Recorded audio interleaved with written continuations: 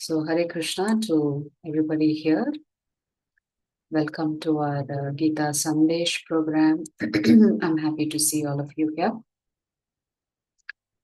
So today we will do a quick summary of chapter 3 and then we will look at chapter 4. So chapter 3 was titled Karma Yoga and began with a question from Arjuna. Hey Krishna, why do you want me to fight if you've just told me that practicing Buddhi Yoga, Bhakti Yoga is the best?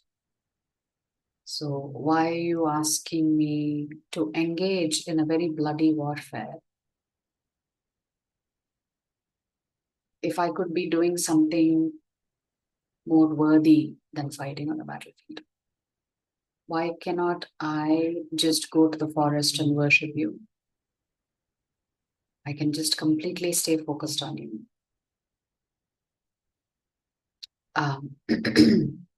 So the question is one of renunciation, tyaga.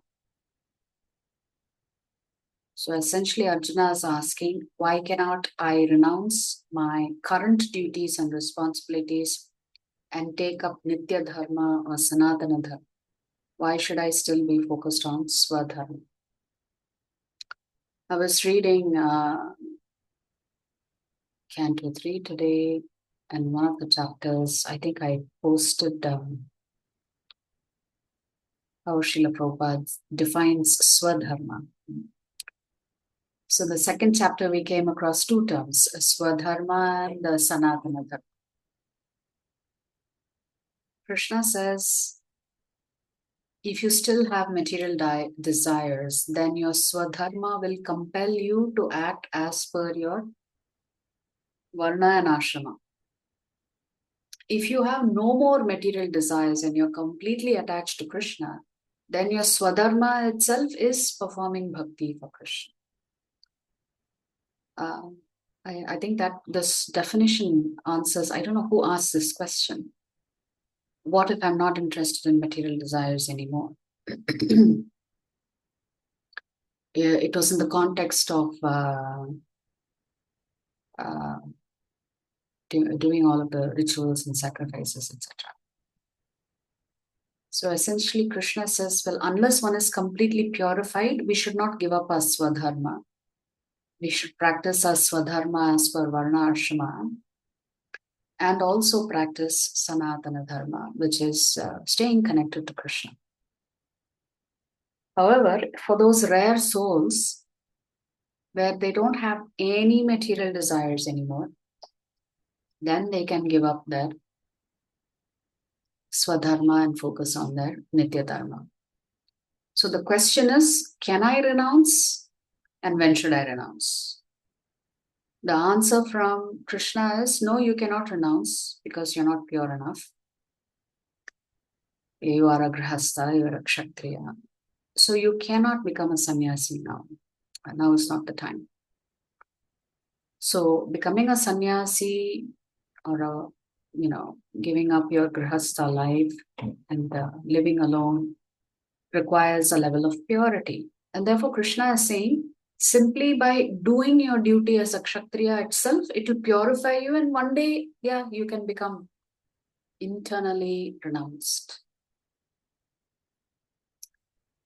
What will happen if you only take external renunciation, if you just change the type of clothes that you wear from one of an attire of a king who's dressed very opulently to one of a sannyasi? Does that make you a sannyasi? It doesn't. Because the true meaning of renunciation for a sannyasi is that he's given up attachment to everything. No bank balance, no family, no home. It is said that a sannyasi should not stay in one place for more than 3 days. Because the fear is that the sannyasi may get attached to that place or get attached to the family that is taking care of him. Therefore, a sannyasi is supposed to travel all the time. Is it possible for Arjuna to walk away and simply live in the forest? Just like that? Physically, he would find it difficult to maintain himself. Mentally, he's going to think about all the people he's going to miss. Spiritually, he's going to see the forest as an obstacle for him, presenting a whole lot of difficulties. So essentially, Krishna is saying you should not become a sannyasi or you should not become a tyagi unless you have really internally become completely detached from family, position, wealth, relationships, etc. So the advice to Arjuna is no.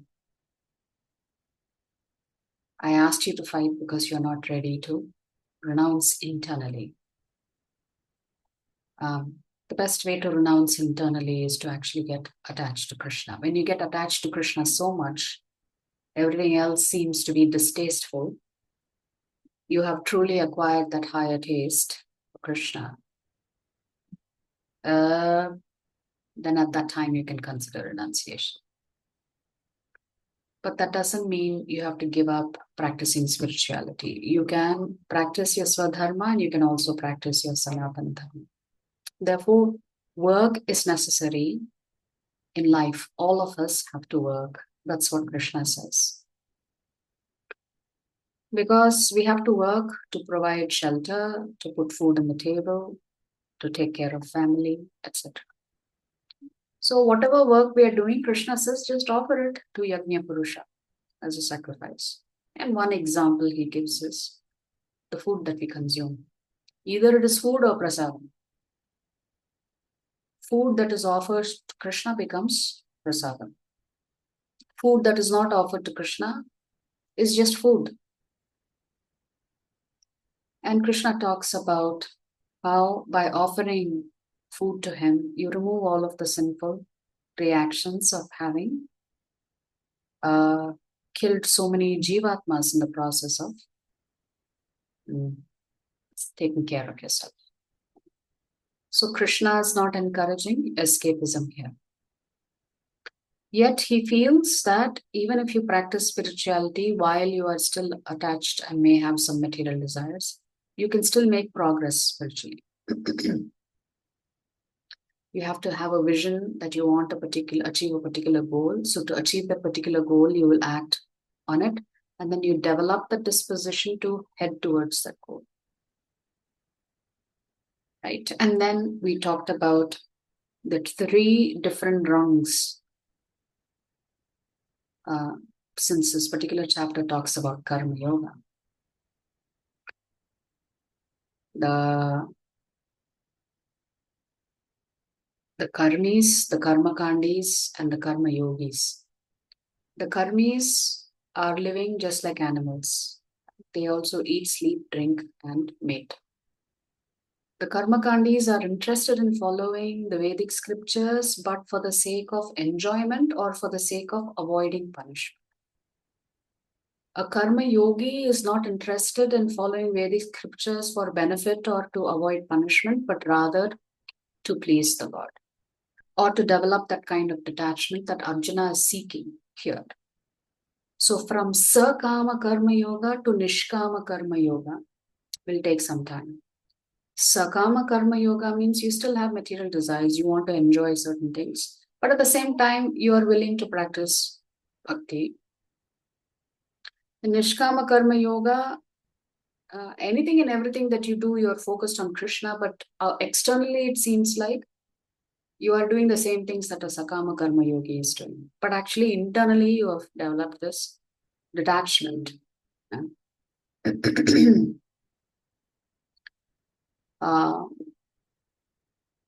then Krishna talks about role models in society. Kings, Kshatriyas have to be the role model for their citizens. He gives examples of other kings, King Janaka and then himself. And you have to approach the best teacher to learn. What do the best teachers do? Which we will look at in today's chapter also, which is chapter 4. The best teachers tell you what to do. They explain why you should do it. They demonstrate how it should be done, and more importantly, they inspire you to do it. So one such example is Janaka Maharaj. Even though he was very busy with his responsibilities as a king, he was also very attached to Krishna. And he was able to do both very well. So first you have to set a good example. Only then can you decide at that appropriate time, when to give up your family and pursue the spiritual path.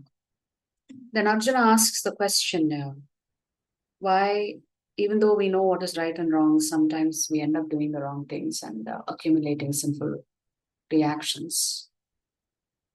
To which Krishna says it's actually because of Rajogun, you come into contact with lust, and lust causes you to make a lot of decisions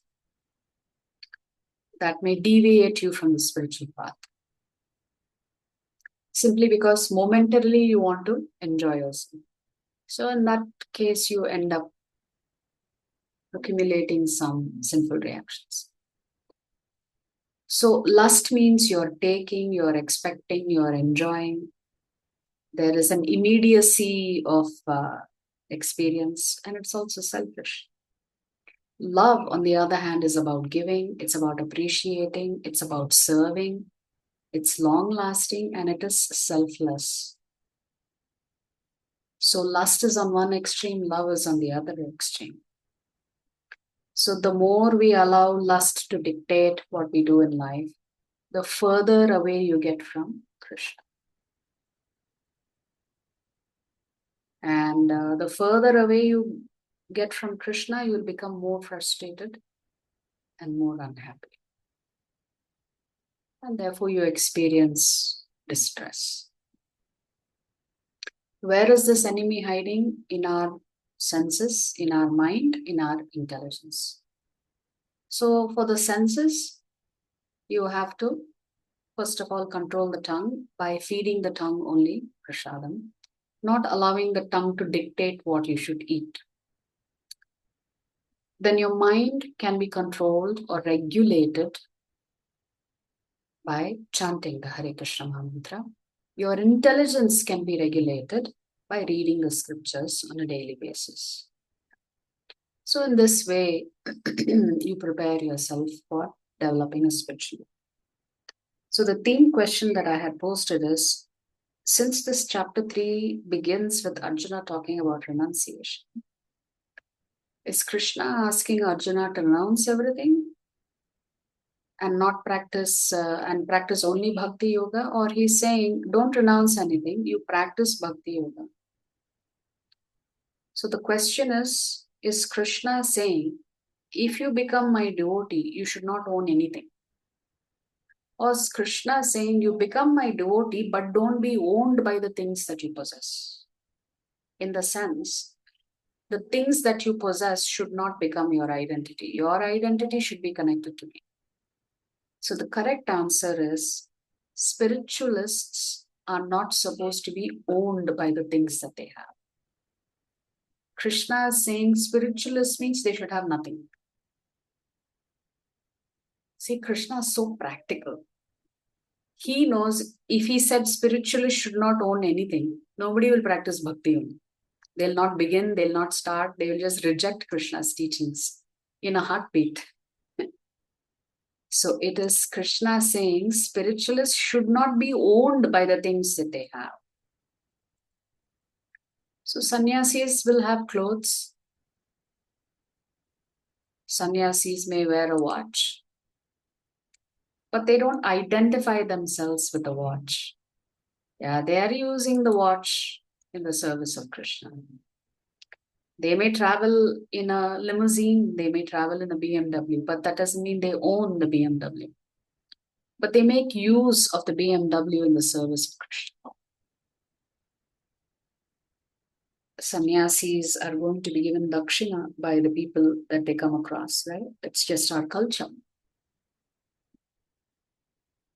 But when they collect the dakshina, they don't think, oh, this money is mine. The sannyasi says, this money belongs to Krishna. I belong to Krishna, everything belongs to Krishna, and therefore I will use it in the service of Krishna. So in chapter 1, Arjuna was confused. He was lamenting. In chapter 2, Arjuna begins the process of surrender by asking Krishna to teach him, and therefore Krishna teaches him Atma Jnana, which is his real identity. In chapter 3, based on the identity, what are your duties? And essentially, if you do your duty as per your Varna Ashrama, and also you offer it as a sacrifice to Krishna, then Krishna says that's the starting stage of permanent happiness. So that brings us to chapter 4. Chapter 4 is Jnana, Karma, Sannyasa Yoga. So there's some knowledge that is eternal. Any knowledge that is pertaining to spirituality, in our culture, it is considered eternal. So let's look at how chapter 4 is structured. It's a very nice chapter. It's an interesting chapter. So it begins with eternal education. What is this education? And what is this subject matter? And if you act, what are the consequences of your acting? So in this particular topic, Krishna will talk about karma, akarma, and vikarma. What is the qualifications if somebody wants to learn this particular process? Who should they approach? What should their mood be, etc.? What is this transcendental wisdom? And how does it actually help you? So the very first section in the first 15 shlokas is further divided, where Krishna talks about when the Bhagavad Gita was spoken. Krishna for the first time calls and refers to himself as the Supreme Lord. So in the 4th chapter, Krishna is identifying himself as Bhagavan. Up until now, he has not done that, because he will talk about why he comes and how frequently he comes. And Krishna will also say, what are the benefits about hearing about his appearances and his pastimes? And then Krishna will say how he created Varna and Ashrama. Because this whole concept is that our dharma, swadharma, based on this body for human beings, stems from the 4 Varnas and the 4 Ashramas. So Krishna is going to say, I only created this. It is meant for the 4 Varnas and 4 Ashramas to work in collaboration and cooperation with each other to serve me. It's not that Brahmanas say, no, we are the topmost, we are superior, we don't care for others. It's not meant be a caste system. So the concept of caste system is rejected by Krishna in the Bhagavad Gita. Somewhere along the way, in India, this particular topic became completely polluted. So why did Krishna create Varna Ashrama, and how is this Varna actually determined? Who gets to tell you that you're a Brahmana, or a Kshatriya, or a Vaishya, or a Shudra? Is it just by birth you automatically become a Brahmana? By birth you're a Kshatriya, by birth you're a Vaishya, by birth you're a Shudra? No. Krishna says it's by your activities, the kind of work that you do, and the qualities that you possess decides which Varna you are. So your birth does not determine your Varna. So just because I am born in a Brahmin family does not make me a Brahmana. I have to demonstrate the qualities of a Brahmin. Only then I can call myself a Brahmin. Similarly, if I consider myself a Kshatriya, I have to demonstrate the qualities of a Kshatriya, and I must work as a Kshatriya. So it's a combination of both, quality plus work, guna and karma. That determines your value. So let's look at this. So in the first shloka, Krishna is saying, Imam vivasvate yogam proktavan aham avyayam vivasvan manave praha manurikshvakabe bravid. Krishna is saying here, this knowledge. So all of what he has spoken in chapter 3 and what he is going to continue to speak all the way through chapter 18. Krishna is saying, this is not the first time I've spoken it. I instructed this imperishable science of yoga to the sun god Vivaswan, and Vivaswan instructed it to Manu, the father of mankind. And Manu in turn instructed it to Ikshvaku, who was the king. So you would have heard about the Ikshvaku dynasty in which Lord Ram appears. So when was the Bhagavad Gita first spoken? It was first spoken in our universe by Garbhodakashayi Vishnu to Lord Brahma. So essentially Krishna is saying, I have spoken the same Bhagavad Gita many times before. But before you, Arjuna, I actually spoke this to Vivasvan. And if you read the purport written by Srila Prabhupada, he will tell you that this would have been approximately maybe 120 million years ago that Krishna spoke the Bhagavad Gita. And in this current context, the Bhagavad Gita was spoken about 4,300 odd years to Arjuna. So essentially, Krishna is saying this knowledge is eternal. It doesn't change. The principle is the same. In every universe, Krishna is preaching the same thing. Every universe has its own Brahma. And to every Brahma, Krishna is preaching the same thing. You are Jivatma, I am Paramatma, we are eternally connected, you are supposed to serve me. This foundation of spiritual knowledge does not change. It does not change in the yugas, it does not change in the universes, it does not change at all. That is why this knowledge that does not change is called transcendent, because it's the ultimate truth. It is the ultimate truth. So now Krishna is going to talk about parampara. And why parampara is important.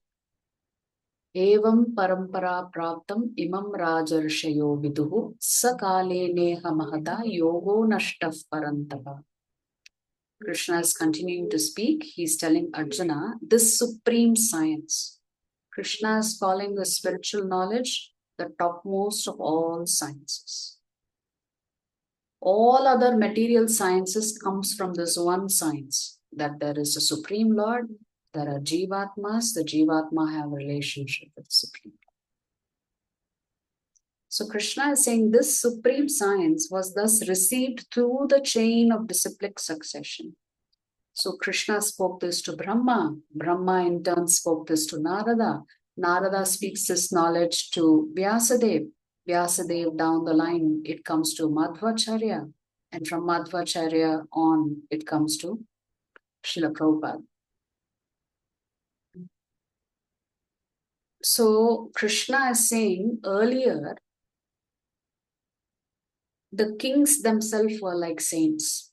They had saintly qualities, but also they were kings. They already understood all of this knowledge. But over a period of time, Krishna says, somewhere in that lineage, the succession was broken. Therefore, the science itself seemed to have been lost, Krishna says. And when that science is lost, Krishna says, I come back to teach it again. And Krishna personally will select the student. In this instance, Krishna has selected Arjuna. So Arjuna had a doubt here. He says, really? You spoke to this knowledge to Vivaswan. How is that possible? Because you and I are almost the same age. And Vivaswan was like many hundreds of millions of years ago. How can you tell me that you spoke this? You've been alive that long? And of course, in the second chapter itself, Krishna has said, never was there a time when I did not exist, nor you, nor all these kings who are gathered on the battlefield.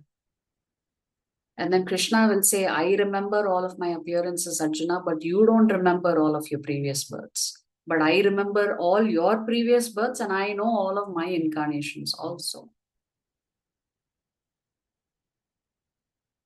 So this is very hard for us to understand. So, okay, I'm going to come back to the previous slide. Yeah. So there are 4 Vaishnava Paramparas. Vaishnavism means we connect ourselves to Krishna through the Parampara system. So Krishna has taught this knowledge to Brahma. Krishna has also taught this knowledge to Lakshmi Devi and to Lord Shiva and to the Sanat Kumaras. The Sanat Kumaras are the first Manasika Putras of Brahma. The 4 Sanat Kumaras. They look like little children. They are Naishtika Brahmacharis. Their father asked them, go get married. And they said, no, thank you. We don't want to get involved in Grihastha life. We'd rather be Brahmacharis for the rest of our lives. So Lord Brahma established one Vaishnava Sampradaya. Lakshmi Devi established another Vaishnava Sampradaya. Lord Shiva is a practicing Vaishnava. He establishes one more Sampradaya. And then the 4 Kumaras also established a Vaishnava Sampradaya. So legitimately, there are 4 Vaishnava Sampradayas, and each of these 4 Vaishnava Sampradayas have their respective acharyas. So in the lineage of Lord Brahma, Madhvacharya is considered as the acharya who appeared in Kali Yuga to propagate Vaishnavism. Similarly, in the Sri Sampradaya, Sri Ramanujacharya is accepted as the acharya who came in Kali Yuga to propagate Vaishnavism. Vaishnavism means worship of Krishna, worship of Vishnu, worship of Narayana.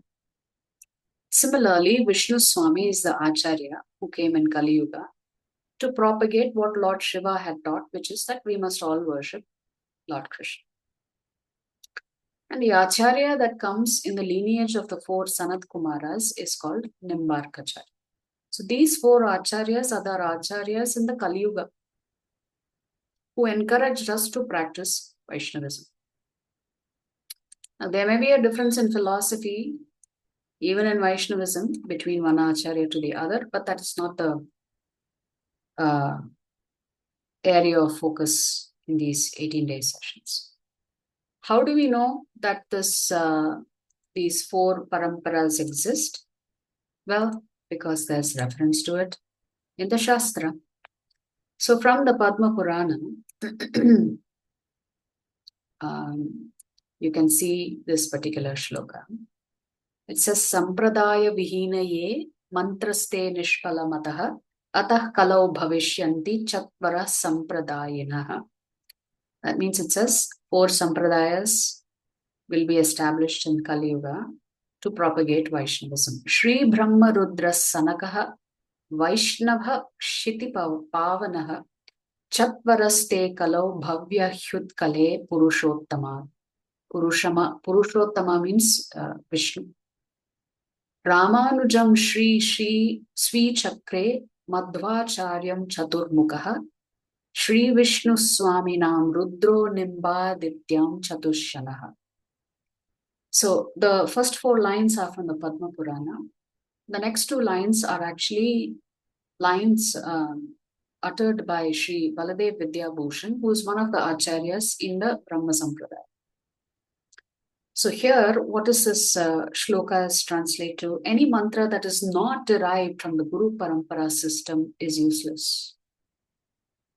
Therefore, in Kali Yuga, 4 transcendental personalities will appear to establish Sampradaya. Lakshmi, Brahma, Rudra, and Sanaka Rishis will be the founding acharyas of the four Vaishnava Sampradayas. Their teachings will spread from the Purushottama Kshetra, Jagannath Puri, in Orissa. Then Baladev Vidyabhushan says, Lakshmi Devi personally chooses Ramanujacharya to represent her disciplic succession. In the same way, Brahmaji chooses Madhvacharya to represent his parampara. Lord Shiva chooses Vishnu Swami, and the four Kumaras choose Nimbarkacharya. So this is the four acharyas in the Kali Yuga propagating Vaishnavism. We in ISKCON belong to the Brahma, Madhva, Gaudiya Sampradaya.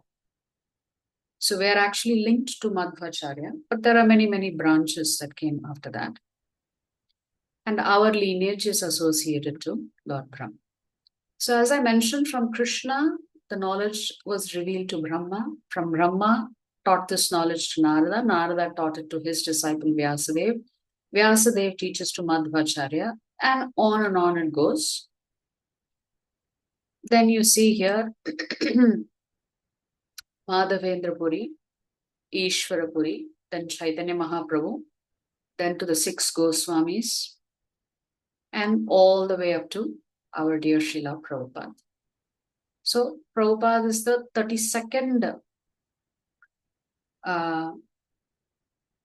prominent acharya in this disciplic succession of Brahma Madhva Gaudiya Sampradaya. See, even in the material sciences, if somebody wants to become a doctor, they cannot simply say, I will go purchase all the medical books, I will read it, and now I consider myself a doctor. A doctor, to study medicine, you need teachers. To study medicine, you need an institution. To study medicine, you need certification that is authorized and valid. So similarly, even when it comes to spiritual knowledge, there has to be teachers who are coming in a legitimate disciplic institution. Here the institutions are the four predominant personalities of Brahma, Lakshmi Devi, Lord Shiva, and the Sanat Kumaras.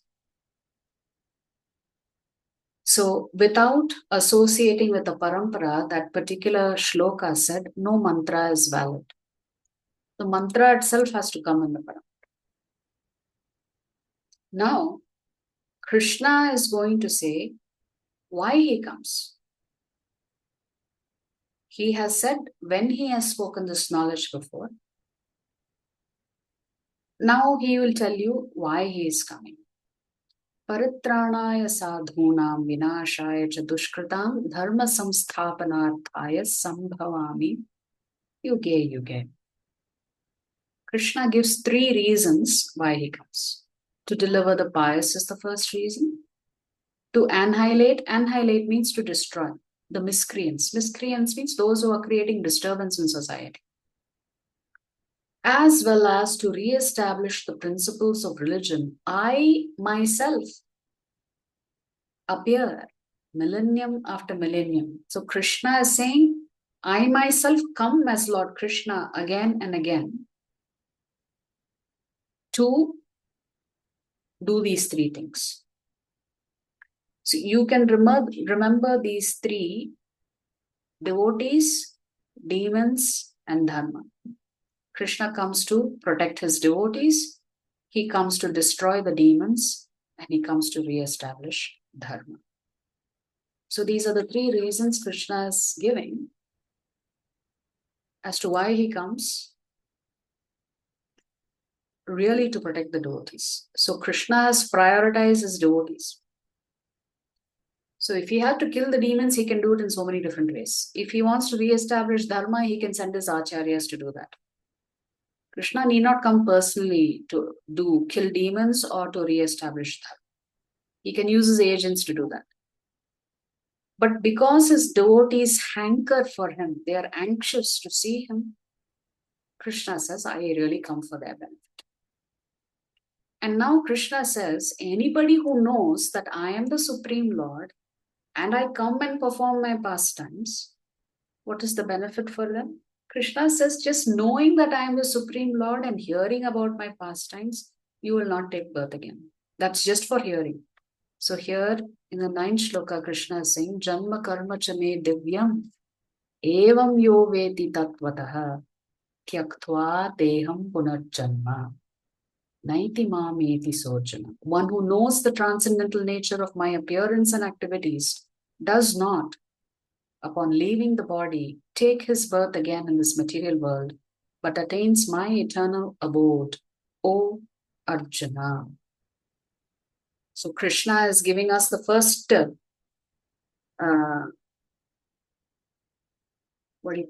benefit.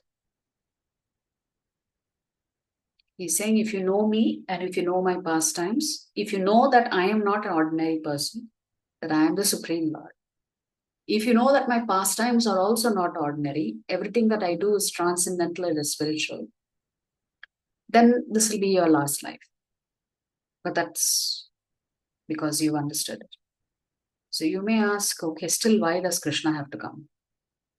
One day, Akbar and Birbal were talking to each other.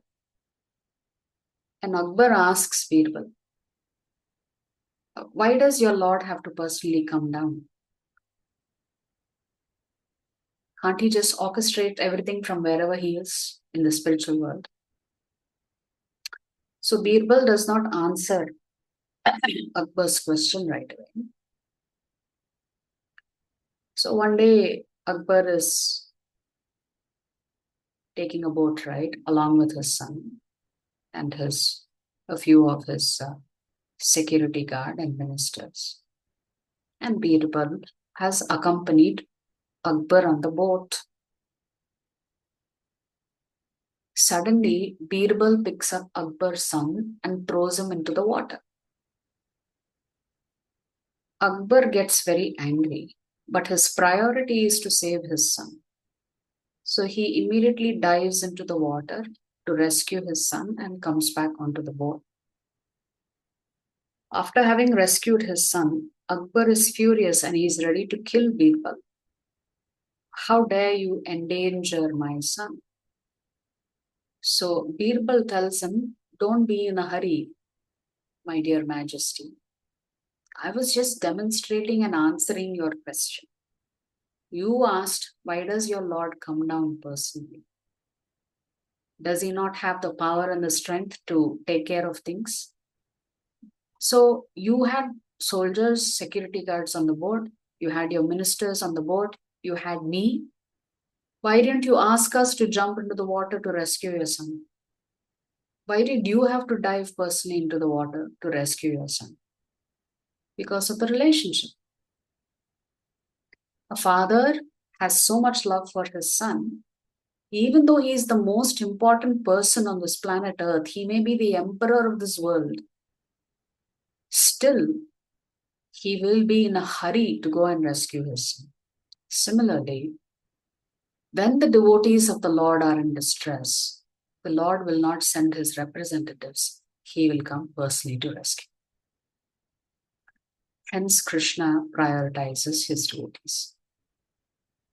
He comes primarily for his devotees. Then you may ask, so much suffering is going on in Kali Yuga. Many of us are practicing and chanting the holy names of Allah.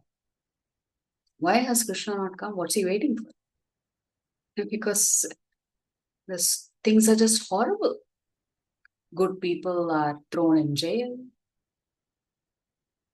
The corrupt are succeeding, having all the fun, collecting all the money. Why has Krishna not come? What's he waiting for? Why is he delaying? Well, to answer that question, you have to attend chapter 16 of this 18-day session. The answer is that. So coming to the second section where Krishna talks about how he establishes varnashram. Chaturvarnyam maya srishtam gunakarma vibhagashah tasya kartaram apimam vidya kartaram avyayam So Krishna says, according to the three modes of material nature. What is the three modes of material nature? Sattvagun, Rajagun, and Tamagun. And the work associated with them. The four divisions of human society are created by me. So Krishna is saying, whichever guna is influencing you, according to that guna, you will take a particular type of work or a job. So a combination of your guna plus the work that you do decides which varna you are in. And although I am the creator of the system, you should know that I am yet the non-doer, being unchangeable. So Krishna is also warning us not to judge him as an ordinary human being who is influenced by varna and ashrama. Krishna is saying, I have created varna ashrama, but I am not part of varna ashrama. I am beyond that. I am the Supreme Lord. But for the jivatmas, they come under the influence of the three gunas, and because they have to work, according to that, their varna is decided. So certainly Krishna is not saying your janma determines your varna. What is the two terms Krishna is using in the second line? Guna karma vibhagashaha. Your guna and your activities determine your varna. Now, if you look at the four classes, Brahmana, Kshatriya, Vaishya, and Shudra, these four classes exist in every society. It's not just in Hindu society. You go to the Western world, there's an intellectual class. There is an administrative class. There is a business class, or rather the mercantile commercial class. And there is a labor class. Anywhere you go on this planet, you will find these four divisions. Any place you go to, any other universe in this cosmos, you will find these same four divisions. Why will you find this? Because this is how Krishna has designed, categorized the people. But Krishna's expectation is that the four varnas and the four ashramas will work together by putting Krishna in the center to serve him. That is actually Krishna's expectations of us. But that is not what is happening. So there was a wonderful alvar. Maybe some of you are from South India, Tamil Nadu. The alvars are considered to be great Vaishnava devotees of the Lord. Some of the alvars were great kings, but some of the alvars actually came from the lower class of society, apparently lower class of society. And there was one such alvar called the Tirupannal alvar. He was from the lowest of the classes. So in Sri Rangam, when the pujaris had to go to the river Kaveri to get water to do Abhishek of the Lord, this Tirupannal alvar used to be singing in ecstasy. And one day the pujari got really angry with him, saying, "Get out of the way because you are polluting me. Don't you know I'm going to the river to collect the water to bathe the Lord?" So the pujari picks up a stone and throws it at Tirupannal alvar. When he reaches the temple with his pots of water to bathe and offer it to the Lord, the temple doors are closed. The Lord is very angry. The Lord says, "Why did you hurt my devotee? You go back, carry him on your shoulders and bring him to me." You don't understand what a great devotee is. So the Lord does not care for your jati. He doesn't care if you consider yourself a Brahmana, but you're mistreating other classes. If as a Brahmana, you don't recognize a great devotee of the Lord, that is a tragedy. Similarly, if you come to Melkote in Karnataka, there is a very famous temple called Chalavanarayan Temple. And in the Garbhagriha, there is a deity of Bibi Nachiyar. She is actually the daughter of the Muslim king, but she was so attached to this deity that when Ramanujacharya went to the king and said, that deity belongs to us and it needs to be worshipped, the king said, you call that deity. If the deity comes to you automatically, you take it. But otherwise, my daughter is very attached to the deity. She plays with this deity every day. So when Ramanujacharya called the Lord jumped out of the little girl's hand and landed in his. So Ramanujacharya said, okay, thank you very much. I'm taking the deity so that the worship can continue. At that time, the Muslim king's daughter went behind Ramanujacharya because she could not bear the thought of being separated from her Lord. She had become so attached to the Lord. So even today in the temple, her deity is there in the Sannidhi because she is considered a great devotee of the Lord, even though she was by birth the daughter of a Muslim king. So the Lord is not looking at your jati, He's looking at your love. How much love and attachment do you have for Him? That's the only consideration that the Lord has. So if you act as per scriptures or if you don't act as per scriptures, what happens to you? So here Krishna will briefly talk about karma, akarma and vikarma. So here in the 17th shloka, Krishna is saying, karmano hyapi bodhavyam cha vikarmanaha, akarmanascha bodhavyam gahana karmano gatihi. Krishna is defining three terms here, karma, vikarma and akarma.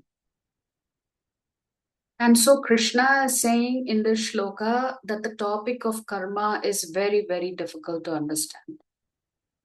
Even the most intelligent people, the great rishis themselves get confused about how karma actually operates.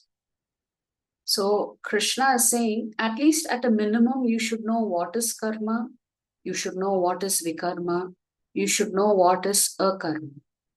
What is karma? Karma is duties and responsibilities that you follow as per the Vedic scriptures. What is vikarma?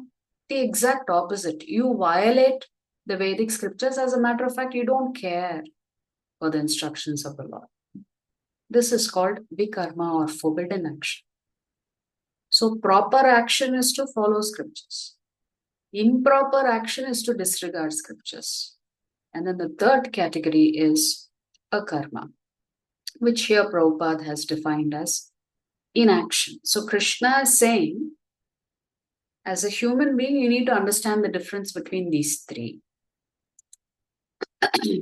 So what is karma, vikarma, and akarma? We have already discussed this now. So if you do your duties and responsibilities as per the scriptures, you are doing karma, for which you will be rewarded in the form of punya. If you violate the Vedic scriptures, you will accumulate papa, for which you would have to be punished. But Krishna is advising us neither to do karma nor to do vikarma. Krishna is telling us we should do akarma. How do you do akarma? Akarma is done simply by worshipping Krishna and offering everything to Krishna. So in this nice table, following the scriptures is karma, for which you accumulate pious credits, for which you will take birth in upper planetary systems so you can enjoy those pious credits. It's like winning $1 million and you are allowed to spend those $1 million. The exact opposite is vikarma. You do so many prohibited activities that you collect so many sins for which you have to suffer, and therefore To suffer, you have to go to the lower planetary systems below the earth. Like Patalo, Atala, Vitala, Sutala, all of these different planetary systems. If you do akarma, it means whatever activities you're doing to please Krishna, there are no consequences, which means you don't accumulate papa, nor do you accumulate punya. What do you accumulate? You accumulate what is called sukriti, or spiritual credits. These credits are eternal, whereas papa and punya are temporary. If you use them up, it's gone until you create new ones. Whereas with Sukriti, it is eternal. And the benefits of Sukriti is that you will experience bliss. The bliss of serving Krishna, the bliss of being a bhakta of Krishna. And what is your destination? Your destination is the spiritual world, like Vaikuntha or Golok Vrindavan. Hence, Krishna is saying, only do a karma.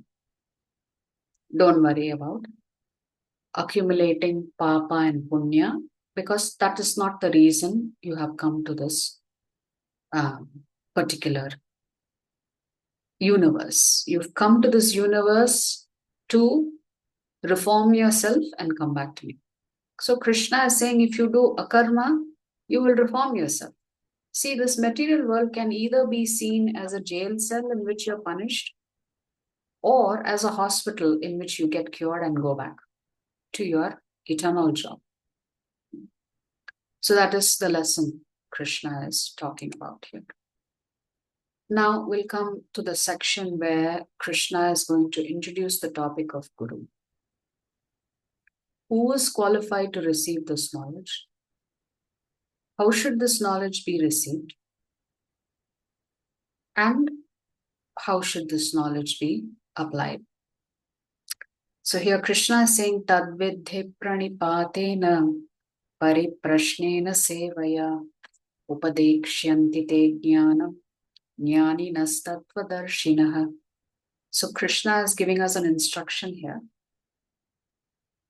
Just try to learn the truth by approaching a spiritual master. Inquire from him submissively and render service unto him.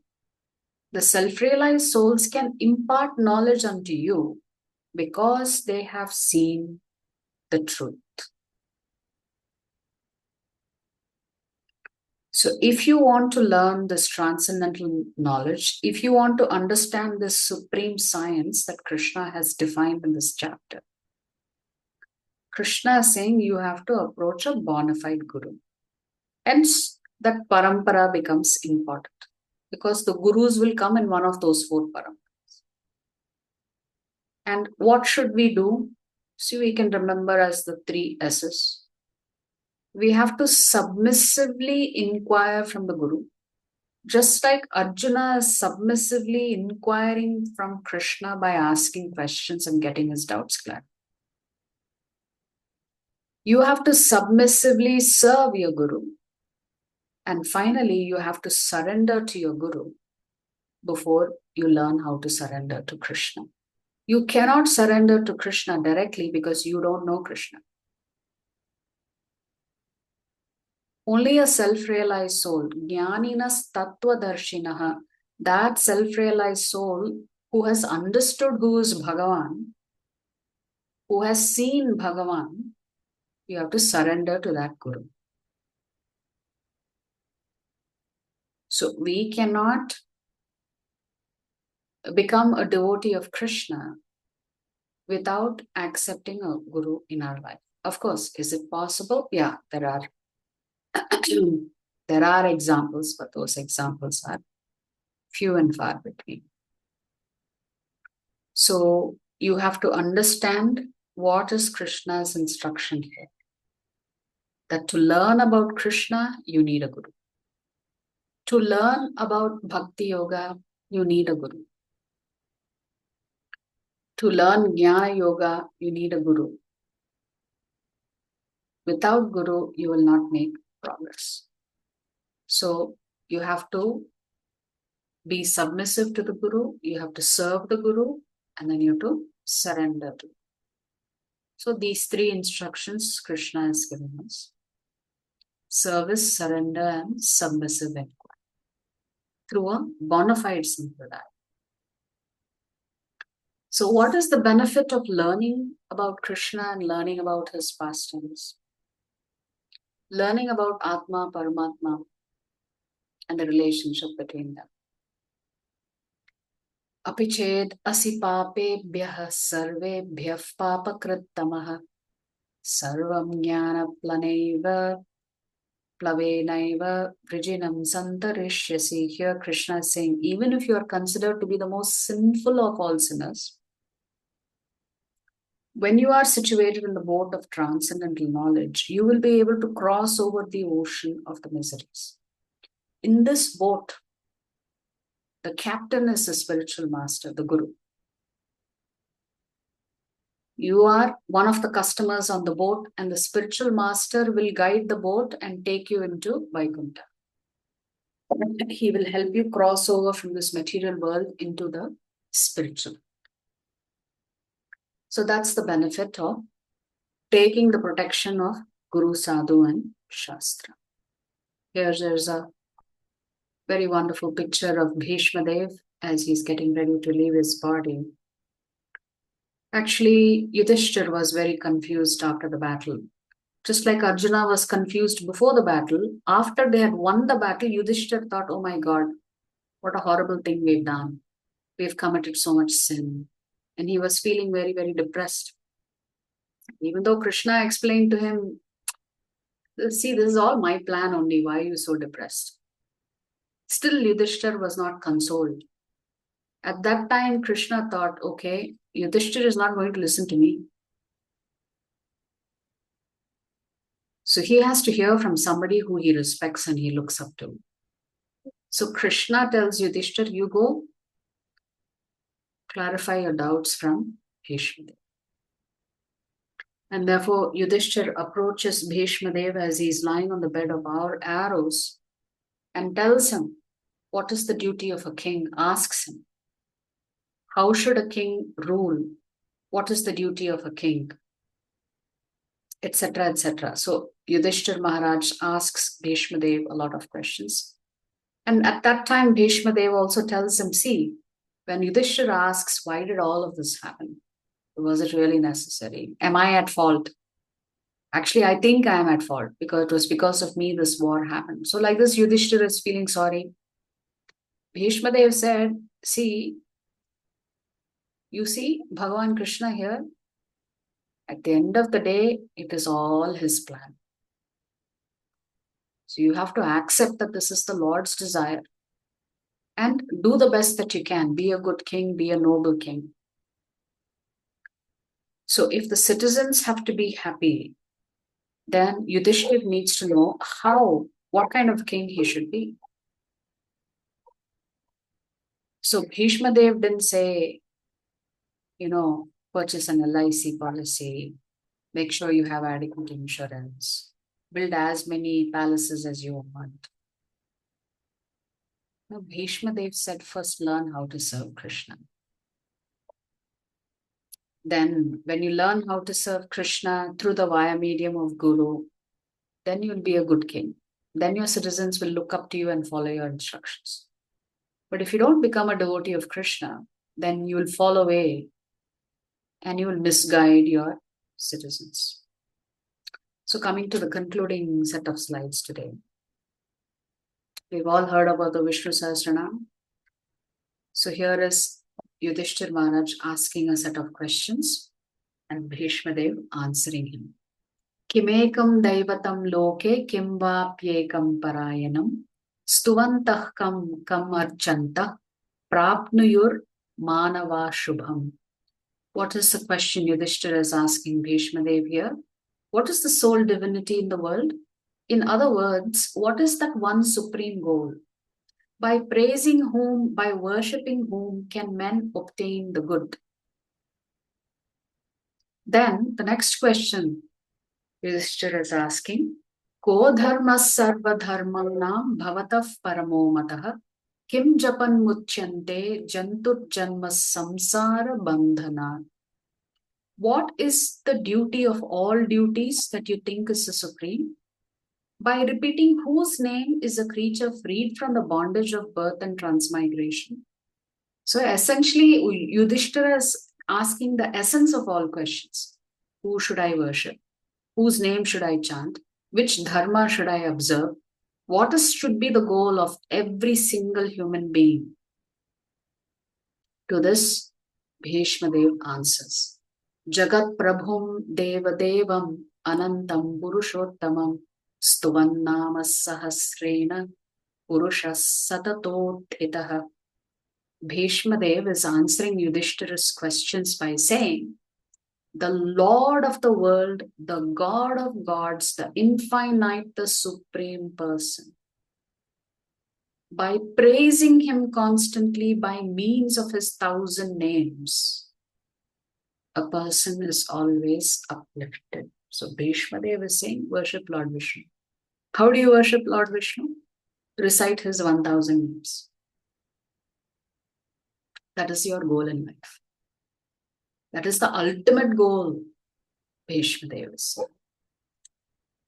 Now, there is also within the Vishnu Sahasranam a conversation between Parvati Devi and Lord Shiva. So Parvati Devi is asking Shiva a question. Keno payena laghuna Vishnu nama sahasrakam hatyate panditair nityam shrotamichamyaham prabho. Parvati Devi is asking Shiva, I am desirous to know, O Lord, how the scholars of this world will chant without fail these 1,000 names by a method that is easy and quick. See, Parvati Devi is a very compassionate mother. She is saying to Lord Shiva, my children, they are busy with WhatsApp, Instagram, YouTube, running here and there, working hard. Where will they have time to memorize this Vishnu Sahasranam? Can't you give them an easier method than reciting Vishnu Sahasranam every day? To which Lord Shiva responds, Shri Rama Rama Rameti Rame Rame Manorame Sahasranama Tattulyam Rama Nama Vatni. Lord Shiva is telling Parvati Devi, I understand your question.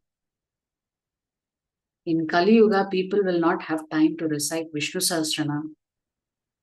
So what can they do? They can recite the shloka. Shri Rama Rama Rameti Rame Rame Manorame Sahasranama Tattulyam Rama Nama Varanami. Hey, beautiful one, I play with Rama always. Lord Shiva is always chanting Rama's name. Rama is another name for Krishna. By chanting Rama, Rama, Rama, hey lady with a beautiful face, chanting of the name Rama is the same as the 1,000 names of Vishnu. That means if you chant this Ram, Ram, Ram 3 times, it is equivalent to chanting the Vishnu Sahasranam once. Furthermore, if you chant 3 names of Lord Ram, it is equivalent to chanting 1 name of Krishna. So if you say Krishna once, you already chanted Rama 3 times and you've chanted the entire Vishnu Sahasranam just by saying Krishna. So 1,000 names of Lord Vishnu is equal to 1 name of Lord Ram. That means if you recite the Vishnu Sahasranam 3 times, is equal to 1 name of Krishna. So instead of spending 1.5 hours reciting the Vishnu Sahasranam 3 times, you can just say Krishna once and you will get the credit of reciting the Vishnu Sahasranam 3 times. How do we know that? Here is the shloka. Sahasranam nam punyanam trira vritya yutat yat phalam eka vritya tu krishnasya namaikam tat prayachati. The merit attained by chanting the 1,000 holy names of Vishnu thrice is attained by chanting Krishna's name only once. Therefore, in Kali Yuga, we really need not chant any complicated shlokas. We just need to chant the holy names of the Lord. Hare Krishna, Krishna Krishna, Hare Hare. Hare Rama, Rama Rama, Hare Hare. Even Adi Shankaracharya is encouraging us in his Bhajagovindam. He says, don't waste your time learning the rules of grammar in Sanskrit and logic, because your logic and your grammar is not going to save you at the time of death. What is going to save you at the time of death? Just chanting the name Govinda, Govinda, Govinda. Hence, Shripad Shankaracharya is saying, Punarapi Jananam, Punarapi Maranam, Punarapi Janani Jhatare Shayanam. Iha samsare bahudushtare, kripaya pare pahi murare.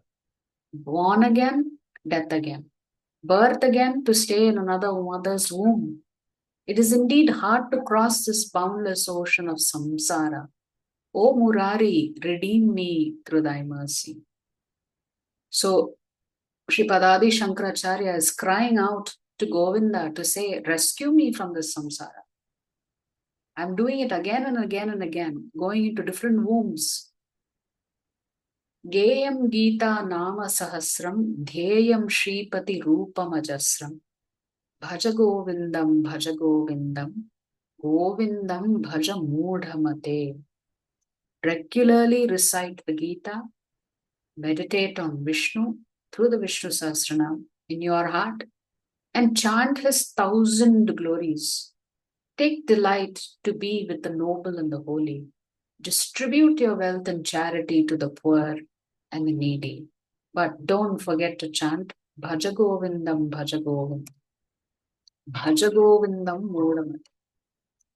And for the last slide today, in the Kali Santarana Upanishad, this Mahamantra is talked about.